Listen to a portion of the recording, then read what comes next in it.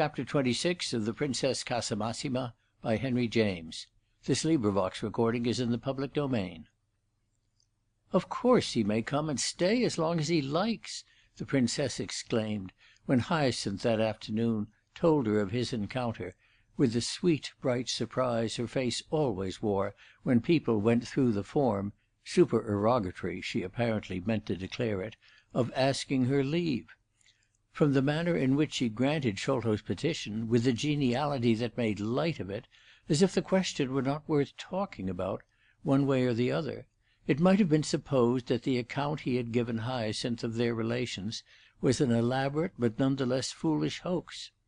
She sent a messenger with a note over to Bonchester, and the captain arrived just in time to dress for dinner. The Princess was always late, and Hyacinth's toilet on these occasions occupied him considerably.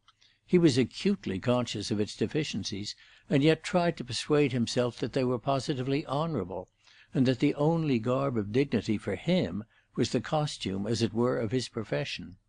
Therefore, when the fourth member of the little party descended to the drawing-room, Madame Grandoni was the only person he found there. "Santissima Vergine! I'm glad to see you. What good wind has sent you?" she exclaimed as soon as Sholto came into the room. "Didn't you know I was coming?" he asked. "Has the idea of my arrival produced so little agitation?" "I know nothing of the affairs of this house. I have given them up at last, and it was time. I remain in my room." There was nothing at present in the old lady's countenance of her usual spirit of cheer. It expressed anxiety and even a certain sternness, and the excellent woman had perhaps at this moment more than she had ever had in her life of the air of a duenna who took her duties seriously. She looked almost august. "From the moment you come it's a little better, but it is very bad." "Very bad, dear madam?" "Perhaps you will be able to tell me where Christina veut en venir. I have always been faithful to her, I have always been loyal, but to day I have lost patience. It has no sense." "I am not sure I know what you are talking about," Sholto said, "but if I understand you I must tell you I think it's magnificent." "Yes, I know your tone. You are worse than she because you are cynical. It passes all bounds. It is very serious. I have been thinking what I should do." "Precisely. I know what you would do." "Oh, this time I shouldn't come back," the old lady declared. "The scandal is too great. It is intolerable. My only fear is to make it worse." "Dear Madame Grandoni, you can't make it worse, and you can't make it better," Sholto rejoined, seating himself on the sofa beside her. "In point of fact, no idea of scandal can possibly attach itself to our friend. She is above and outside of all such considerations, such dangers. She carries everything off. She heeds so little. She cares so little. Besides, she has one great strength. She does no wrong." "Pray, what do you call it when a lady sends for a bookbinder to come and live with her?" "Why not for a bookbinder as well as for a bishop? It all depends upon who the lady is, and what she is." "She had better take care of one thing first," cried Madame Grandoni, "that she shall not have been separated from her husband." "The Princess can carry off even that. It's unusual, it's eccentric, it's fantastic, if you will, but it isn't necessarily wicked. From her own point of view our friend goes straight. Besides, she has her opinions." "Her opinions are perversity itself." "What does it matter," asked Sholto, "if they keep her quiet?" "Quiet? Do you call this quiet?" "Surely, if you'll only be so yourself. Putting the case at the worst, moreover, who is to know he's her bookbinder? It's the last thing you'd take him for." "Yes, for that she chose him carefully," the old lady murmured, still with a discontented eyebrow. "She chose him? It was I who chose him, dear lady," the captain exclaimed with a laugh which showed how little he shared her solicitude. "Yes, I had forgotten. At the theatre," said Madame Grandoni, gazing at him as if her ideas were confused, but a certain repulsion from her interlocutor nevertheless disengaged itself. "It was a fine turn you did him there, poor young man." "Certainly. He will have to be sacrificed. But why was I bound to consider him so much? Haven't I been sacrificed myself?" "Oh, if he bears it like you!" cried the old lady, with a short laugh. "How do you know how I bear it? One does what one can," said the captain, settling his shirt front. "At any rate, remember this: she won't tell people who he is for his own sake, and he won't tell them for hers. So, as he looks much more like a poet, or a pianist, or a painter, there won't be that sensation you fear." "Even so, it's bad enough," said Madame Grandoni. "And he's capable of bringing it out, suddenly, himself." "Ah, if he doesn't mind it, she won't. But that's his affair." "It's too terrible to spoil him for his station," the old lady went on. "How can he ever go back?" "If you want him kept, then, indefinitely, you are inconsistent. Besides, if he pays for it, he deserves to pay. He's an abominable little conspirator against society." Madame Grandoni was silent a moment. Then she looked at the captain with a gravity which might have been impressive to him, had not his accomplished jauntiness suggested an insensibility to that sort of influence. "What, then, does Christina deserve?" she asked, with solemnity. "Whatever she may get, whatever in the future may make her suffer. But it won't be the loss of her reputation. She is too distinguished." "You English are strange. Is it because she's a princess?" Madame Grandoni reflected audibly. "Oh dear, no; her princedom is nothing here. We can easily beat that. But we can't beat—" and Sholto paused a moment. "What then?" his companion asked. "Well, the perfection of her indifference to public opinion, and the unaffectedness of her originality. The sort of thing by which she has bedevilled me." "Oh, you!" murmured Madame Grandoni. "If you think so poorly of me, why did you say just now that you were glad to see me?" Sholto demanded in a moment. "Because you make another person in the house, and that is more regular. The situation is by so much less—what did you call it?—eccentric. Nun," the old lady went on in a moment, "so long as you are here, I won't go off. Depend upon it that I shall be here until I'm turned out." She rested her small troubled eyes upon him, but they betrayed no particular enthusiasm at this announcement. "I don't understand how, for yourself, on such an occasion, you should like it." "Dear Madame Grandoni, the heart of man, without being such a hopeless labyrinth as the heart of woman, is still sufficiently complicated. Don't I know what will become of the little beggar?" "You are very horrible," said the ancient woman.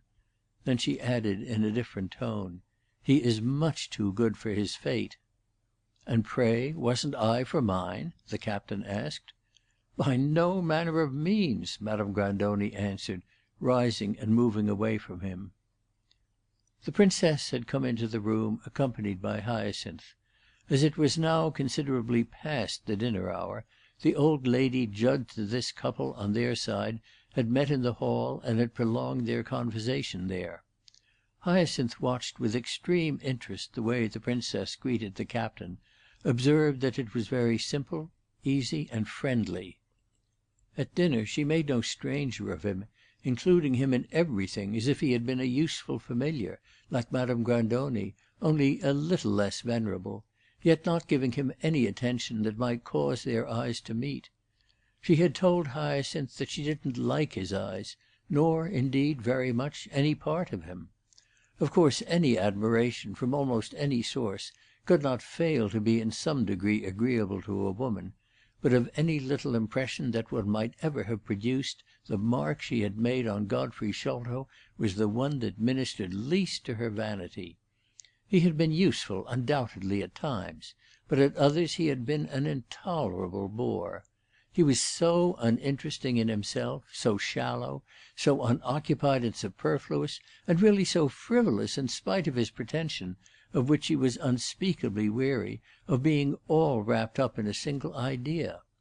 It had never by itself been sufficient to interest her in any man, the fact that he was in love with her, but indeed she could honestly say that most of the people who had liked her had had on their side something in their character or circumstances that one could care a little about. Not so far as would do any harm, save perhaps in one or two cases, but still something. Sholto was a curious and not particularly edifying English type, as the Princess further described him.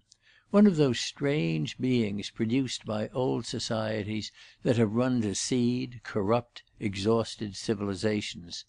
He was a cumberer of the earth, and purely selfish, in spite of his devoted, disinterested airs. He was nothing whatever in himself, and had no character or merit save by tradition, reflection, imitation, superstition. He had a longish pedigree. He came of some musty, mouldy county family, people with a local reputation and an immense lack of general importance. He had taken the greatest care of his little fortune. He had travelled all over the globe several times, for the shooting, in that brutal way of the English.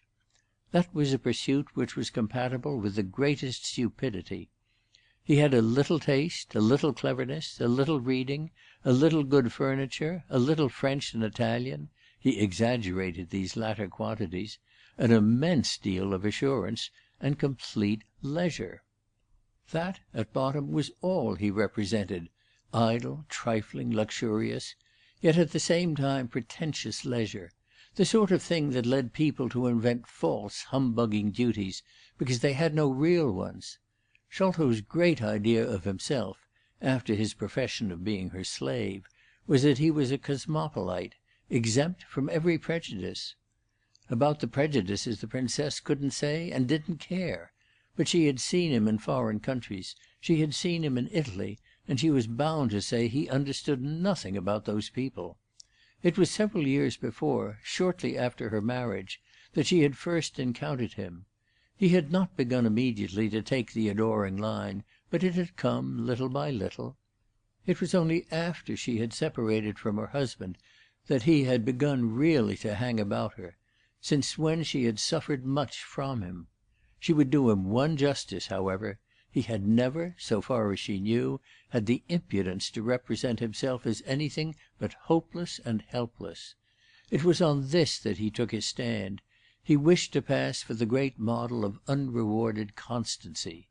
She couldn't imagine what he was waiting for. Perhaps it was for the death of the Prince. But the Prince would never die, nor had she the least desire that he should. She had no wish to be harsh, for of course that sort of thing, from any one, was very flattering. But really, whatever feeling poor Sholto might have, 4/5 of it were purely theatrical.